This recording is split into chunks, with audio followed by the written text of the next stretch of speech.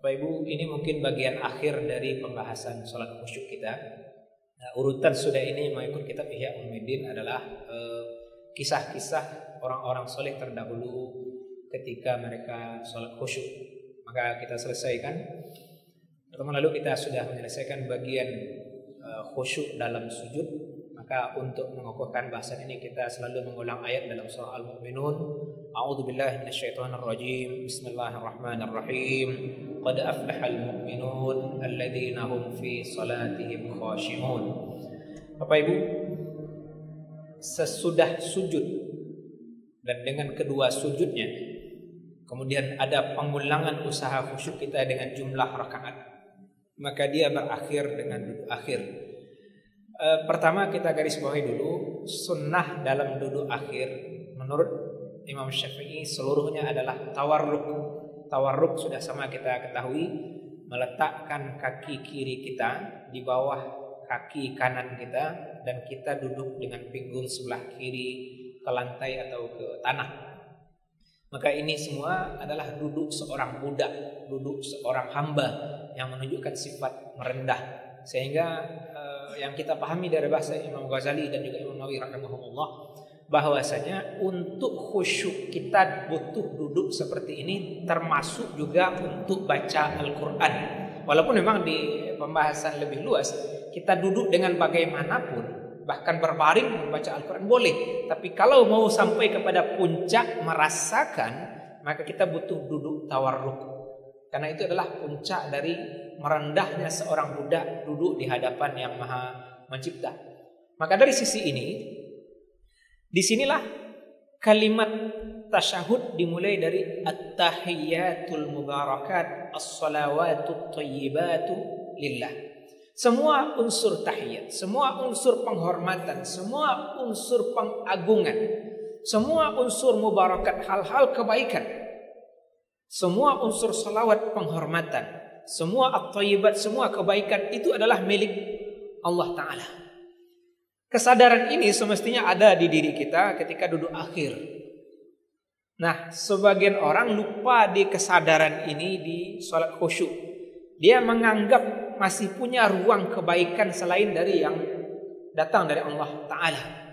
Maka mukmin tidak punya hak untuk itu. Mukmin menegaskan kepada dirinya seluruh penghormatan, semua keagungan, semua kebaikan itu milik Allah Ta'ala. Maka kalau kesadaran ini penuh dalam diri kita, disinilah sifat pengagungan itu kita persembahkan secara totalitas kepada Allah Rabbul Izzah. Maka kita ulang bahasa kita di pertemuan terdahulu, bahwasanya ada di situ hal yang bersifat takzim, dan ini kalau berhasil dalam sholat sebenarnya cukup. Orang bisa merasakan mengagungkan Allah dalam sholat itu sudah cukup.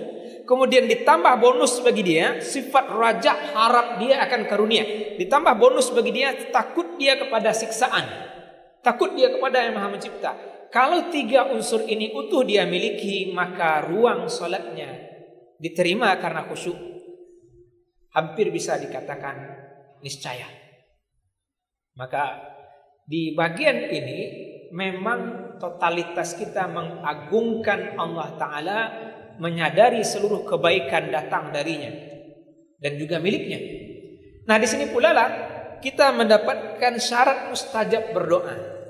Bahwasanya syarat mustajab berdoa pertama adalah puja dan pengagungan kepada Allah Ta'ala. Maka di tasyahud tidak dipakai kalimat Alhamdulillah, karena itu sudah diposisikan di waktu berdiri Al-Fatihah. Tapi Nabi SAW menegaskan dalam hadis bahwasanya syarat mustajab berdoa pertama adalah pengagungan, memuja Yang Maha Mencipta. Maka kalimat at-tahiyyat adalah kalimat penghormatan, pengagungan, kalimat pujaan kepada Allah Ta'ala, seluruh kebaikan miliknya. Sebagaimana kita mengatakan Alhamdulillah, maka at-tahiyyat, al-mubarakat, as-salawat, at-thayyibat, semuanya lillah. Nah, syarat yang kedua adalah kita memuliakan Nabi dengan bersolawat. Nah, sebelum kita masuk nanti kepada pembahasan solawat, ada di situ syariat salam kepada Nabi. Assalamu alayka ayyuhan nabiyyu wa rahmatullahi wa barakatuh. Salam kepada engkau wahai Nabi, dan juga rahmat Allah bagi engkau, dan juga berkahnya. Nah di sini Imam Ghazali membahasakan kepada kita, semestinya dalam solat duduk akhir ini kita menghadirkan syakhsiyah, pribadi sosok Nabi. Karena kita kan bicara ke beliau, Assalamu alayka ayyuhan nabiyyu. Salam kepada engkau wahai Nabi. Kita kan tidak ada bilang kepada engkau kecuali kita memang berhadapan dengan orangnya. Nah kita di solat tidak berhadapan dengan Nabi, tetapi syakhsiyah, kepribadian Nabi, kemuliaan Nabi kita hadirkan dalam solat kita. Maka beliau adalah orang yang patut kita ucapkan salam penghormatan kepadanya. Bapak dan Ibu, ini adalah sopannya seorang hamba, seorang umat di hadapan nabinya dengan memberikan salam penghormatan. Jadi dibolehkan di sini kita mengusahakan menghadirkan syakhsiyah, sosok pribadi Nabi. Walaupun tentu ini tidak akan bisa kita ambil utuh karena kita tidak pernah berjumpa dengan beliau. Para sahabat tentu bisa karena mereka sudah melihat Rasulullah SAW. Maka di kita yang kita kumpulkan adalah bahwasanya beliau adalah manusia paling sempurna. Dengan makna kegagahan fisik yang beliau miliki, dengan makna semua hal-hal terpuji yang beliau miliki. Beliau adalah seorang yang badannya tegap dan kokoh, wajahnya putih bersih, dan orang yang murah senyum. Semua sifat keramahan, kemuliaan, akhlak terpuji ada pada beliau. Maka sifat inilah yang kita rasakan ketika membaca Assalamu alayka ayuhan nabiyyu wa rahmatullahi wa barakatuh. Menghadirkan syakhsiyah Nabi ketika kita mengucapkan salam kepada beliau. Nah, Bapak dan Ibu, sesudah itu kita juga mendoakan diri kita dan seluruh hamba-hamba Allah yang soleh. Maka mukmin tidak pernah hanya memikirkan kepentingan untuk dirinya sendiri. Mukmin selalu membawa orang-orang dalam kebaikan. Assalamu alayna wa ala ibadillahis salihin. Selamat atas kami. Kita mendoakan keselamatan untuk diri kita dan juga kepada hamba-hamba Allah yang soleh. Sehingga kalau kita masuk rumah kita dalam keadaan kosong pun, tidak ada orang dalam rumah, ada awak baru tiba gitu, maka salam yang kita baca bukan assalamualaikum, tapi assalamu alayna wa ala ibadillahis salihin. Kenapa? Karena kalau kita baca assalamualaikum ternyata ada jin kafir di dalamnya itu, berarti kita mendoakan jin kafir selamat, itu tidak boleh. Dan ini alhamdulillah juga sudah menjadi fatwa baru-baru ini dari MUI, bahwasanya ruang toleransi, kita sampingkan sedikit, ruang toleransi tidak menjadikan Islam membolehkan kita mengucapkan salam agama-agama lain walaupun di momen hari raya mereka sekalipun. Kenapa? Karena itu bertentangan dengan iman. Tidak ada ruang muslim mengucapkan selamat kepada orang kafir. Maka di sini salam kita adalah kepada kita dan juga hamba-hamba Allah yang soleh. Apa maknanya? Kalau itu dikait dengan kita masuk rumah kita yang dalam keadaan kosong, kalau ada jin kafir maka dia tidak dapat salam itu. Tapi kalau ada jin muslim dalam rumah kita, maka dia dapat salam itu. Assalamu alayna wa ala ibadillahis salihin. Salam atas kami dan juga kepada hamba-hamba Allah yang soleh. Nah, Bapak Ibu jamaah yang muliakan, disinilah Muslim selalu mencintai sesama Muslim dan mencintai sesama mukmin. Kita tidak mengedepankan perbedaan di sini. Disinilah permasalahan sebagian aliran sesat. Ketika mereka memvonis selain mereka sesat, bagaimana mereka akan lurus dalam solatnya? Karena mereka mendoakan diri mereka, assalamu alayna, juga mendoakan orang-orang soleh. Dan makna soleh itu di syariat ini sudah jelas. Kalau aliran sesat menganggap selain mereka tidak soleh, maka mereka sudah menipu diri mereka sendiri di bahasa yang diajarkan oleh Nabi di duduk akhir kita. Maka di sini memang kita serahkan kepada Allah Ta'ala. Kita mendoakan kebaikan untuk semua orang-orang soleh. Dan kita tidak tahu sampai di mana jangkauan orang-orang soleh itu. Secara rincian ilmu tauhid, kita menganggap Syiah sesat. Tapi kita hanya bisa menghukumi general secara umum. Kita tidak bisa menghukumi pribadi. Mungkin ada orang Syiah itu yang tertipu oleh pimpinannya sehingga mereka ikut-ikutan, padahal dia sebenarnya orang soleh.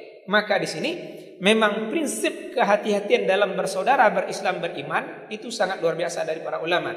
Kita menegaskan la nukaffir ahadan min ahlil qiblah. Kami tidak memandang kafir satu orang pun yang menghadap kiblat ke Ka'bah dalam salat. Ini pemahaman kita mukmin. Nah, barulah di sana kembali bahwasanya jalan selamat kita adalah dua kalimat syahadat. Maka ini tidak boleh tidak. Sehingga dalam mazhab Syafi'i tasyahud mulai dari at-tahiyat sampai asyhadu an la ilaha illallah wa asyhadu anna Muhammadan abduhu wa rasuluh adalah rukun salat. Siapa yang tidak membaca ini dalam salatnya maka salatnya tidak sah. Bapak Ibu jamaah semua, ini adalah pengukuhan soal hakikat kehidupan, bahwasanya Allah adalah satu-satunya zat yang ditaati secara utuh. Tidak ada ketaatan yang mutlak kecuali hanya kepada Allah, dan jalan taat itu adalah Rasulnya Muhammad sallallahu alaihi wasallam. Kemudian dengan waktu yang ringkas ini, habis itu kita bersolawat memuliakan Nabi. Semua unsur penghormatan kita serahkan ke Nabi dengan sebuah harapan agung. Janji beliau, 1 kali kita bersolawat memuliakan Nabi, Allah balas dengan 10 kali solawat penghormatan. Hadisnya sudah sama kita pahami. Man shalla alaihi salatan sallallahu alaihi asyran. Nah, disinilah yang kita maksud di awal, bahwasanya unsur pengagungan kepada Allah Ta'ala, unsur memuliakan Nabi dengan bersolawat adalah syarat mustajabnya berdoa. Maka kami mendorong setidaknya sebelum salam ada doa Allahumma ufirli dari diri kita. Jadi jangan langsung sudah salawat. Walaupun secara rukun menurut mazhab Syafi'i hanya lafaz Allahumma sholli ala Muhammad, adapun salawat kepada keluarga, kepada Nabi Ibrahim hukumnya sunnah. Tapi dengan standar khusyuk ini semestinya seluruhnya kita ambil sampai fil alamina innaka hamidum majid, karena Imam Syafi'i lebih cenderung kepada riwayat yang panjang. Maka sesudah itu kita pakai senjata berdoa. Nah, dengan harapan itulah semua permohonan kita dikabulkan oleh Yang Maha Mencipta. Maka memang di sini solat membutuhkan kesadaran penuh dari diri kita, soal merendah kepada Allah Ta'ala, soal mengharap karunia, dan juga soal takut akan resiko-resiko yang terjadi bagi kita, baik di masa depan duniawi dan juga masa depan ukhrawi. Bapak Ibu, kami akhiri majelis ini dengan sebuah ungkapan hadis Nabi SAW dalam riwayat Imam Tirmizi, wala yaruddul qada illa doa. Tidak ada yang menolak qada, penerapan hukum Allah kepada hamba, kecuali dia berdoa memohon. Maka mari kita rajin-rajin meminta, termasuk dalam sujud, termasuk juga duduk akhir ini, supaya banyak qada yang mungkin akan buruk bagi kita bisa kita tolak dengan rajin memohon dan berdoa. Maka doa yang mana yang terbaik di duduk akhir? Kami cenderung menyarankan doa-doa yang datang dari Al-Quran, walaupun tentu saja doa dari hadis juga sangat bagus. Karena di posisi duduk tidak ada larangan untuk membaca Al-Quran, berbeda dengan posisi sujud. Maka mari kita hafal kembali doa-doa dari Al-Quran. Di antaranya doa jangan sampai tergelincir sesudah Allah beri petunjuk dalam surah Al-Imran. Rabbana la tuzigh qulubana ba'da idh hadaitana wa hab lana min ladunka rahmah innaka antal wahhab. Doa sifat kesabaran dan mati husnul khotimah yang kita nukil dari Quran. Doa para penyihir Fir'aun waktu bertobat. Rabbana afrigh alaina sabra wa tawaffana muslimin dalam surah Al-A'raf. Ya Allah, penuhkan dalam diri kami sifat sabar dan matikan kami semua dalam kondisi muslim. Keseriusan kita meminta menunjukkan kita tunduk butuh kepada Yang Maha Mencipta. Allah senang kita rajin memohon dan meminta kepadanya. Maka sifat ini harus kita usahakan di sebelum kita mengakhiri salat dengan salam. Demikian dengan waktu kita potong. Subhanakallahumma bihamdika nasyhadu an la ilaha illa anta nastaghfiruka wa natubu ilaik. Amin rabbal alamin. Wassalamualaikum warahmatullahi wabarakatuh.